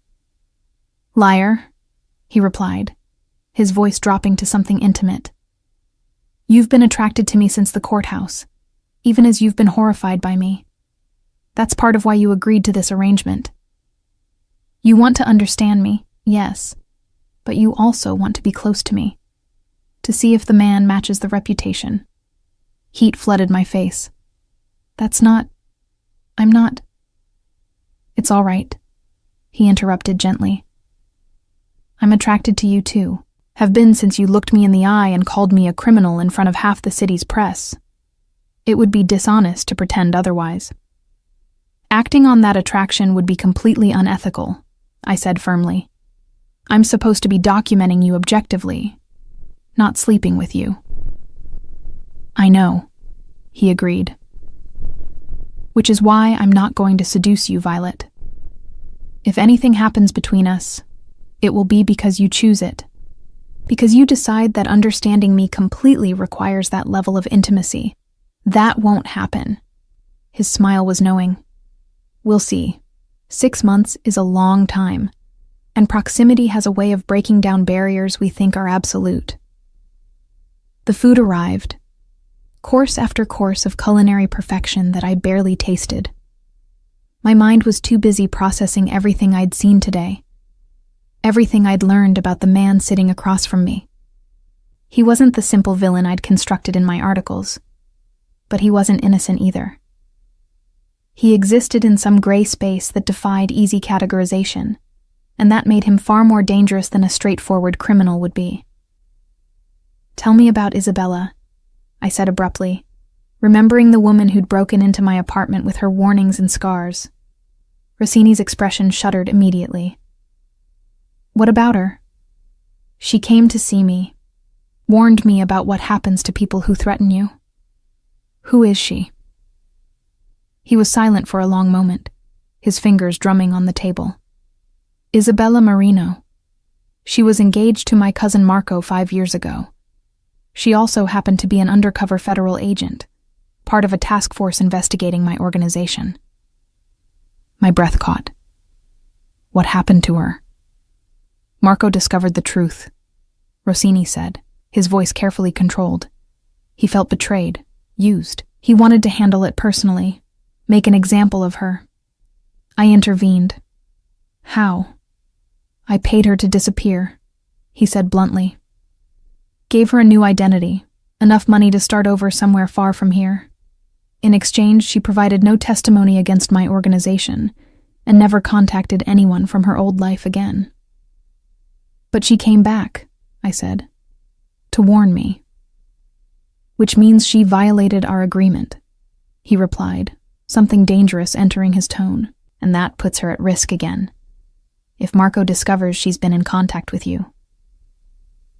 You'd let him kill her? I'd try to prevent it, he said. But I have limited ability to protect people who break deals with me, Violet. That's the reality of my world. Agreements are absolute because without them, everything falls apart into chaos and violence. I thought of Isabella's haunted eyes, the scars on her arms. What did Marco do to her before you intervened? Enough that she'll carry the trauma for the rest of her life, Rossini said quietly. Which is why I made the deal I did, got her out before he could finish what he started. But it also taught me something important about limits. About lines that shouldn't be crossed even in my business. What lines? He met my gaze directly. Women and children are off limits. Not as collateral, not as leverage, not as examples. That's been my policy since Isabella.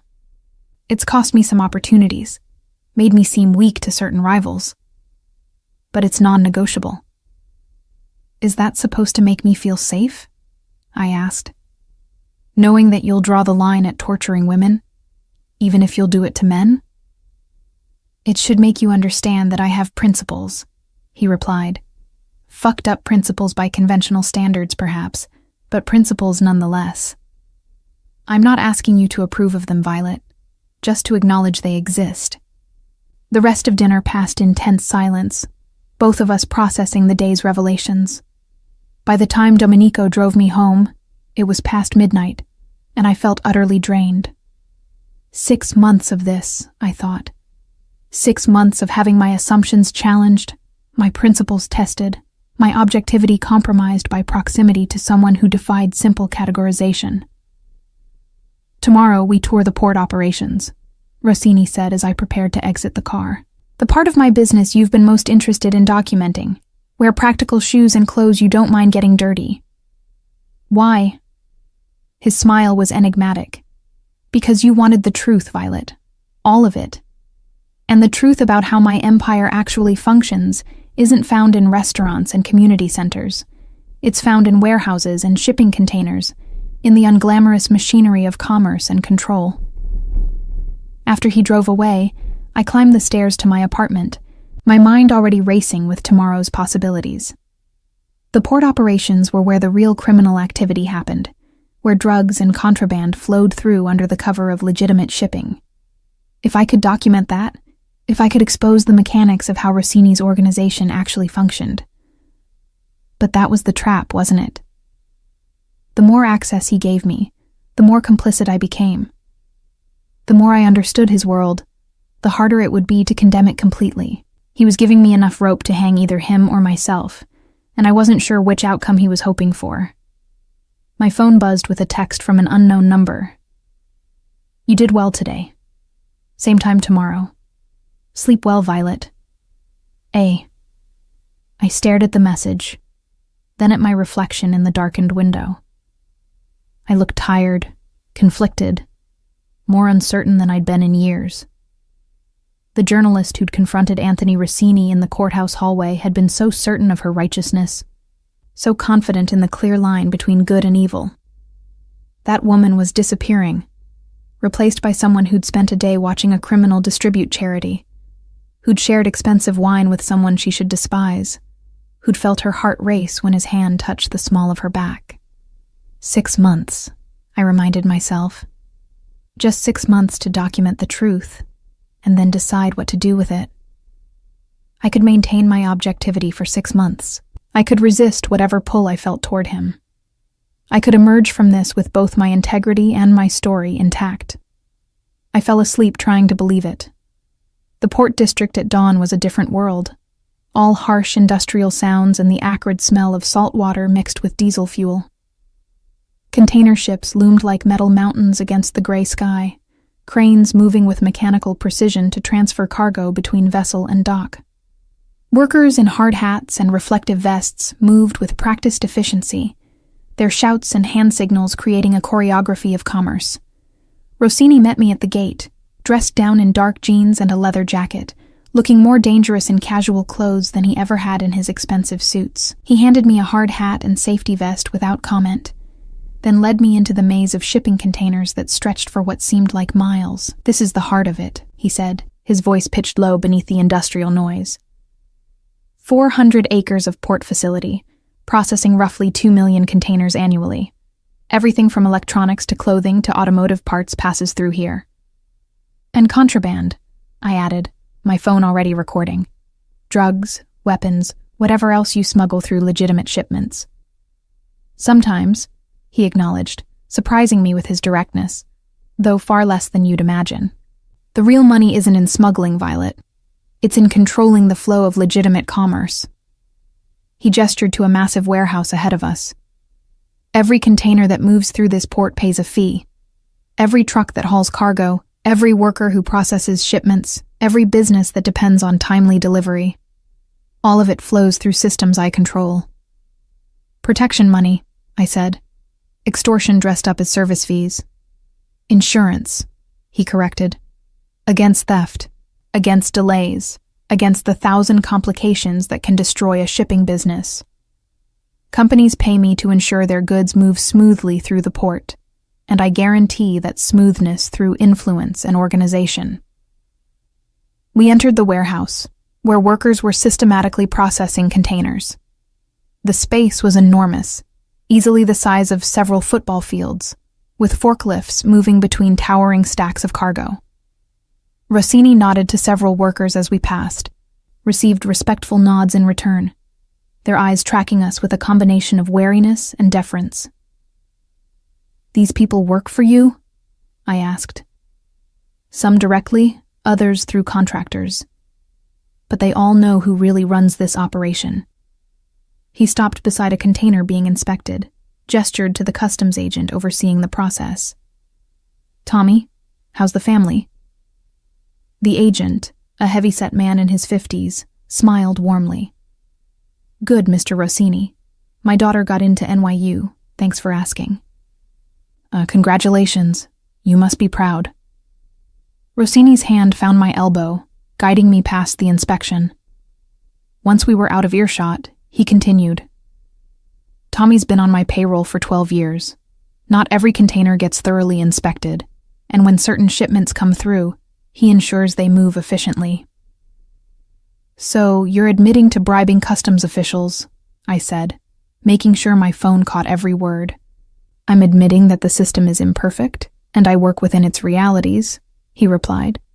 Tommy has a daughter in college, a wife with medical issues, and a salary that barely covers his rent. I supplement that salary in exchange for reasonable flexibility. Everyone wins. Except the legitimate businesses competing on an unlevel playing field, I countered. Except the taxpayers who expect customs officials to actually do their jobs. Idealism, he said, though not unkindly. The world you want to exist, where everyone follows the rules and the system works fairly, doesn't exist, Violet. It never has.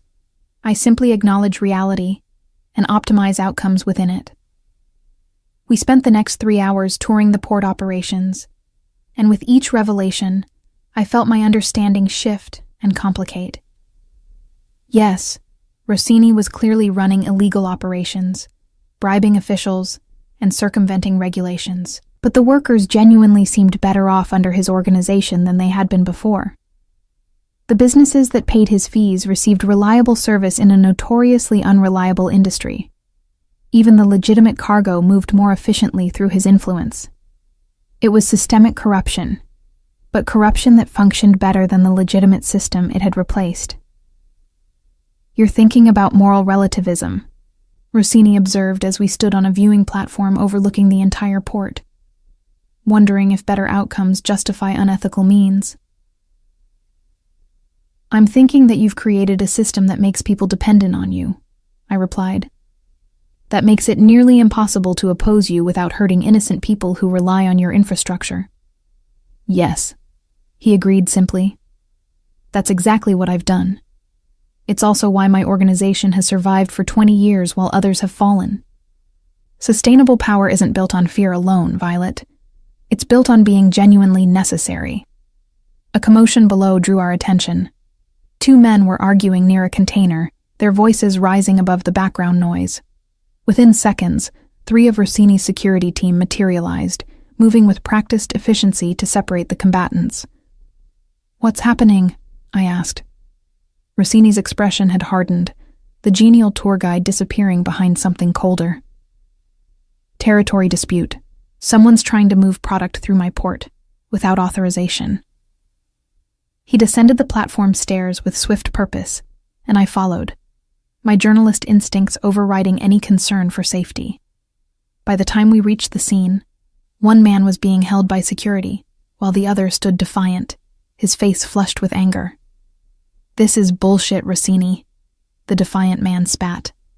I paid for this shipment. I have contracts. Legitimate business.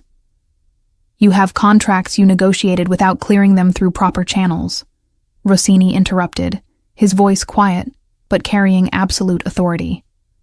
This is my port, Santoro. Everything that moves through it goes through me. Those are the rules. Your rules? Santoro shot back. You don't own the port. You don't own the city. You're just another gangster who thinks he's untouchable. The temperature seemed to drop 10 degrees. Rossini's security team tensed, hands moving subtly toward concealed weapons. I felt my heart hammering, suddenly very aware of how quickly this situation could turn violent. You're right, Rossini said, surprising everyone. I don't own the port. I don't own the city. But I do own the infrastructure that makes this port functional, and that gives me authority over what moves through it. He stepped closer to Santoro, his presence overwhelming. You want to do legitimate business? Follow legitimate channels. Come to me with your contracts, pay the appropriate fees, and your shipments move without problems. Try to circumvent the system, and you create problems for everyone. And if I refuse? Santoro challenged, though his voice had lost some of its earlier bravado. Rossini's smile was cold. Then your containers get very thoroughly inspected. Every single one. By customs officials who suddenly have all the time in the world. Your shipments get delayed. Your clients get angry. Your reputation suffers. How long do you think your business survives that kind of scrutiny? It wasn't a threat of violence, but it was absolutely a threat.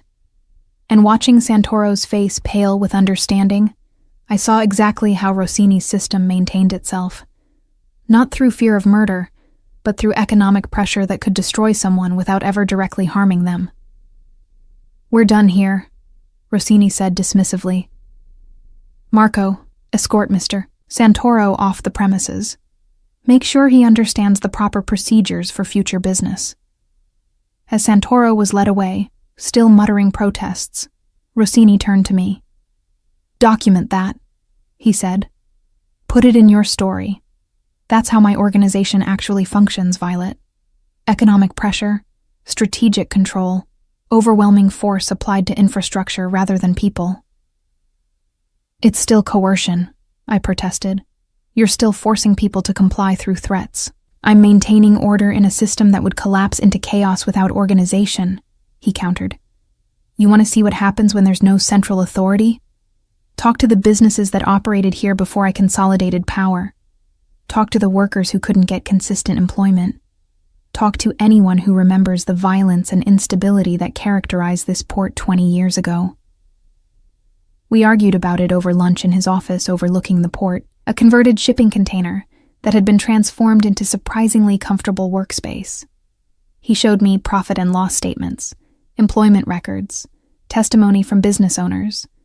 Every piece of evidence seemed designed to complicate my understanding, to blur the line between criminal enterprise and effective governance. By mid-afternoon, I was exhausted and confused, my certainty about who Rossini was and what he represented badly shaken. He seemed to sense this, his manner gentling as he drove me back to Manhattan. "You're struggling with cognitive dissonance," he observed. "The man you're seeing doesn't match the monster you investigated." "You're still a criminal," I said firmly. "Everything I saw today confirms that." "Yes," he agreed. "I'm also effective, organized, and genuinely necessary for the functioning of that port. Both things are true, simultaneously." We drove in silence for a while, the late afternoon sun casting long shadows across the city. When we finally pulled up outside my building, Rossini made no move to let me exit immediately. "There's something I need to tell you," he said, his voice unusually hesitant. "About tomorrow." "What about tomorrow?" "We're attending a meeting with my cousin Marco," he said. "The same Marco who was engaged to Isabella." My stomach dropped. "Why?" "Because he's been asking questions about you. About why I'm suddenly spending time with a journalist who publicly accused me of crimes. He's suspicious, and when Marco gets suspicious, people get hurt. So you're using me as bait," I concluded. "Bringing me into his presence to prove what, exactly? That I'm harmless? That I'm already compromised?" "I'm bringing you because refusing would make him more suspicious," Rossini replied. "And because you wanted complete access to my world. Marco is part of that world, one of my most important lieutenants. Understanding my organization means understanding him." "The man who tortured Isabella," I said slowly. "The man you had to pay her to escape from. You're bringing me to meet him." "I'll be there the entire time," he said firmly. "He won't touch you, won't threaten you. But you need to be careful, Violet. Marco is dangerous in ways I'm not, and he has no tolerance for perceived disrespect or weakness." After he left, I climbed to my apartment with a sense of dread settling over me. I'd agreed to document Rossini's world, but I hadn't fully considered what that would mean. Meeting the people who actually carried out the violence his organization required. Seeing the machinery of his empire from the inside, including its darkest components. That night, I couldn't sleep. I kept thinking about Isabella's scars, about the terror in her voice when she'd warned me about Rossini, about Santoro's face when he'd realized his business could be destroyed with a word, about all the ways power could be wielded that left no visible bruises but destroyed people just as thoroughly. Around 2 a.m, my phone buzzed with a text from an unknown number. If you're reading this, it means you haven't blocked me yet. Good. You need to know something about tomorrow. Marco doesn't just suspect you're a threat. He's been investigating you independently. He knows about your mother, about Sarah, about everyone you care about, and he's not as patient as Anthony. Be very, very careful. Isabella. My blood ran cold. How had Isabella known about tomorrow's meeting? Was she still watching me? Or worse, was she in contact with someone inside Rossini's organization who was feeding her information? I forwarded the message to Rossini with a simple question. Did you know about this? His response came within minutes, despite the late hour. No. Can you send me Isabella's number? And Violet, if you want to cancel tomorrow, I'll understand. I can meet with Marco alone. I stared at that message for a long time. The smart thing would be to cancel, to avoid putting myself in proximity to someone even Rossini acknowledged was dangerous. But if I backed down now, I'd never get the full story. I'd never understand the complete truth about how his organization functioned. I'll be there, I typed back. But Rossini, if anything happens to me, if Marco tries anything, I have insurance. Files set to automatically publish if I don't check in every 24 hours. It was a bluff. I had no such system set up, but he didn't need to know that. Understood, came his reply. I promise you, nothing will happen. See you at 9. The next morning arrived too quickly. I dressed carefully, choosing clothes that projected confidence without being provocative. Tailored slacks, a structured blazer, minimal jewelry.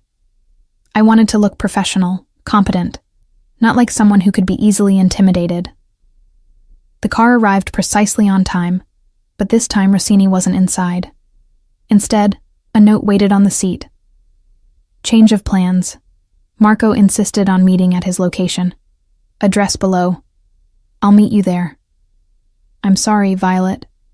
If you want to turn around, I'll understand. I should have turned around. Should have called the whole thing off and gone home. But the journalist in me needed to see this through, needed to understand who Marco was and what role he played in Rossini's empire. The address was in Staten Island, a neighborhood I didn't recognize. As we drove, I noticed the surroundings becoming increasingly industrial, isolated. Fewer buildings, fewer people, more empty lots and abandoned warehouses. Every instinct screamed at me to tell the driver to turn around. We pulled up outside a nondescript brick building with no signage, no indication of what it might contain. Domenico opened my door, his expression grave. Mr. Rossini is already inside, he said quietly. Top floor. The elevator will take you directly up. Domenico, I said, stopping him before he could retreat to the car. If something goes wrong in there...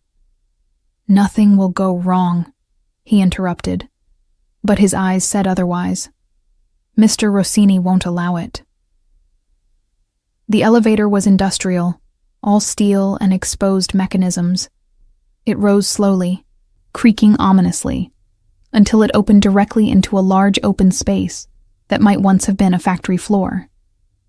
Now it had been converted into something else entirely. A combination office, and what I could only describe as interrogation room. Rossini stood by the windows, his posture tense despite his seemingly casual stance. And beside him, studying me with undisguised hostility, was a man who could only be Marco. He shared Rossini's height and build, but where Rossini was all controlled elegance, Marco radiated barely contained violence. His face was harder, scarred along one cheek, his eyes cold in a way that made Rossini's calculating gaze seem warm by comparison. So this is the journalist, Marco said, his voice carrying a slight accent that Rossini's had lost. The one who thinks she can expose our family business with her little articles. Marco, Rossini's voice held a warning. Violet is here under my protection. She's documenting my legitimate operations. Legitimate, Marco repeated mockingly. Is that what we're calling it now? His gaze raked over me with obvious contempt. She looks like every other crusading reporter who thinks she's going to bring down the big bad Mafia. They all think they're special, Anthony. They all think they'll be different. I am different, I said, forcing my voice to remain steady. I'm not here to bring anyone down. I'm here to document the truth, whatever that truth is. Marco laughed, a sound without humor. The truth. You want the truth? He moved closer, and I fought the urge to step back. The truth is that everything my cousin has shown you this week is theater. Community centers and restaurants. Port operations that look almost legitimate. You think that's what this organization is really about? Marco, that's enough, Rossini said sharply. No, cousin. If she wants the truth, let's show her the truth. Marco pulled out his phone, swiped through some photos, then thrust the device in my face. This is what happens to people who steal from us. This is what happens when someone thinks they can break our rules.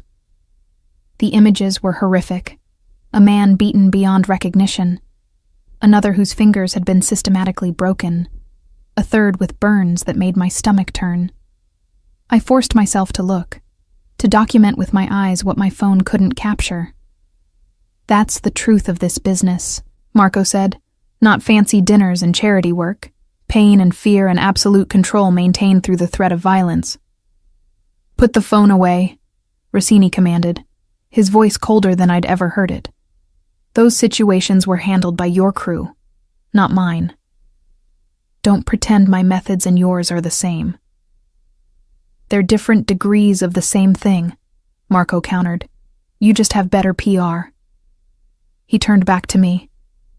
And you, little journalist, you're part of that PR, another way for Anthony to look legitimate while the real work happens in places like this.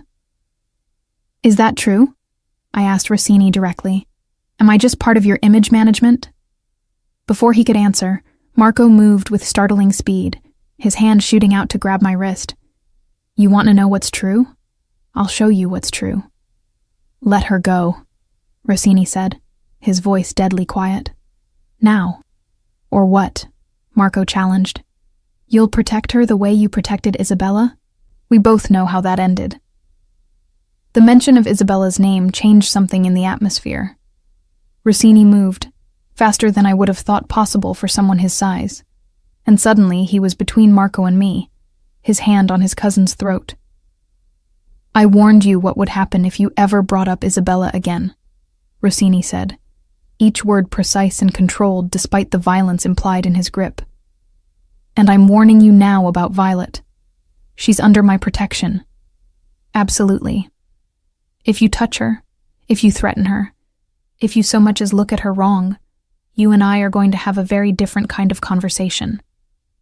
For a moment, I thought Marco would fight back, escalate the situation into actual violence.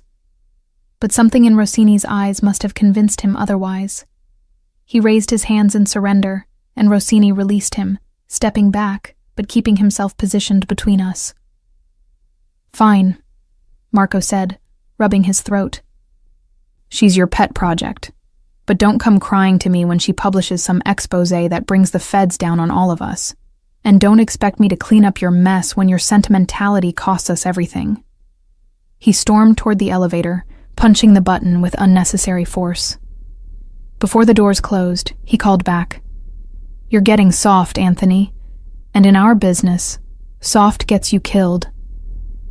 The silence after he left was oppressive. Rossini remained standing, his back to me, his shoulders rigid with tension. When he finally spoke, his voice was carefully controlled. I apologize. That shouldn't have happened. Marco was supposed to meet us at a restaurant, somewhere public and safe. He changed the location deliberately to unsettle you. Did it work? I asked, though we both knew the answer.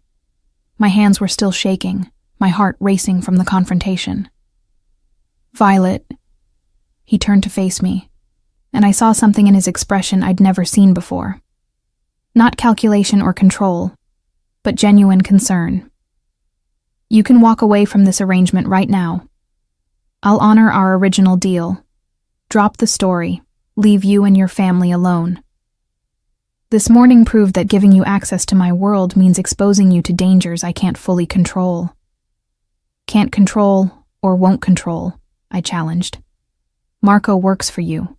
He's part of your organization. Those photos he showed me, that violence, it happens under your authority whether you personally order it or not. Yes, he admitted. Marco handles aspects of the business that require a heavier hand than I prefer. He's useful precisely because he's willing to do things I'm not. But that also makes him dangerous and unpredictable. So, you use him as your enforcer, while maintaining plausible deniability about the worst violence, I concluded. That's not moral superiority, Rossini. That's just strategic delegation of your guilt. His jaw tightened. I never claimed moral superiority. I claimed I have rules, lines I don't cross. Marco operates closer to those lines than I'd like. But I need him. Because there are situations where someone has to be willing to use violence, and I'd rather it be controlled violence under my authority than chaos. That's a rationalization, I said. You're responsible for everything your organization does, including Marco's brutality. Yes, he agreed simply. I am. Just as the CEO of a corporation is responsible for every worker in their supply chain, even the ones they never meet. That's what leadership means, Violet. Ultimate responsibility for outcomes, even the ugly ones you'd prefer not to acknowledge. I stared at him. This man who'd spent a week showing me the complexity of his empire, the good he did alongside the harm. And now I'd seen the other side, the violence and intimidation that made everything else possible. I'm not walking away, I said finally. I need to see all of it, not just the charity and the port operations, but the whole truth, including the parts you'd rather keep hidden. Something shifted in his expression, respect, perhaps, or concern. Then you need to understand something. The next 6 months aren't just about documenting my business. They're about survival in a world that doesn't forgive weakness or mistakes. Marco isn't the only dangerous person in my organization, and they're all watching you now, assessing whether you're a threat or an asset. What do I need to do? I asked. Stay close to me, he said. Follow my lead in meetings. Don't ask questions that reveal information you shouldn't have. And Violet? He stepped closer, his hand coming up to cup my face with unexpected gentleness. Trust me.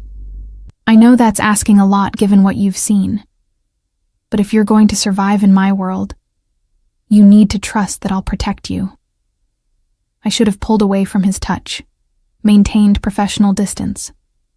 But standing there in that industrial space where Marco had just demonstrated the reality of Rossini's empire, I found myself leaning into his hand, accepting the comfort of his presence despite everything it represented. I don't trust you, I whispered. But I believe you want to protect me. Is that enough? His thumb traced my cheekbone, his gray eyes holding mine with intensity that made my breath catch. For now, he murmured. It's enough for now. The moment stretched between us, charged with something dangerous and undeniable. Then his phone buzzed, breaking the spell. He checked it, his expression hardening. We need to go, he said. There's been an incident at one of my properties. Someone's sending a message, and I need to respond. As we descended in the elevator, I realized that the morning's confrontation had changed everything. I'd crossed some invisible threshold from observer to participant, from journalist documenting a story to someone embedded in the daily operations of a criminal enterprise. And most terrifying of all, I couldn't bring myself to regret it. Because somewhere in the past week, Anthony Rossini had stopped being just a subject to investigate and had become something far more complicated. Someone whose protection I craved, even as I documented his crimes. Someone whose touch I welcomed, even as I condemned his actions. I was falling for the monster I'd set out to expose. and I had no idea how to stop it.